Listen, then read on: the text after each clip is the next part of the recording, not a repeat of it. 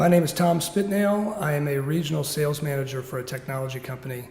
My wife and family and I have been foster parenting for 3 or 4 years for Roanoke's Department of Social Services.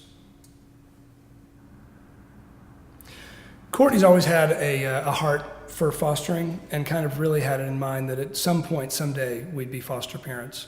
I think we had a tendency to push that out into the future. We've got 4 kids of our own, and so it's a lot to envision. Our family is not without means, like probably most families that I know, at least. And so probably the biggest thing for me and for my family is this idea of suffering in the Bible. And the truth is that for the most part, I spend a lot of time trying not to suffer. And even the idea of choosing to suffer is a hard one to get my head around. Fostering is wonderful, and it brings our hearts to life. And my kids are like in love with these babies, and it's a remarkable thing to see our whole family come together around this. But it's not without aspects of suffering, and so there's a balance that we strike, I think, as a family now, where we are sacrificing things, time, our ability to go on a trip the way we might have gone a few years ago, and yet the return on those sacrifices, both in watching how my children see the world differently, and in our hearts just kind of growing to fuller and fuller capacity, seems well worth any and every sacrifice that we've made.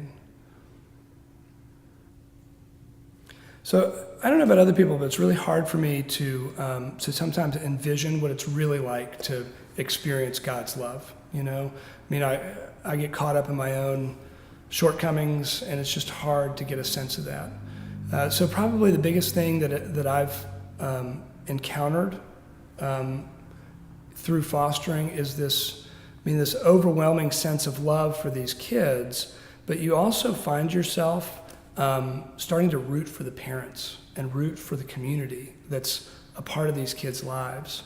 And when you have this growing capacity to see people who might not really be that likable, who I probably wouldn't take to lunch on a given day or even have an opportunity to do so, and find that you've got the ability to love and root for them, it's probably the nearest I've ever come to having any inkling of what God's perspective about us must be, and how overwhelming and thorough his love for us is in the midst of our own circumstance.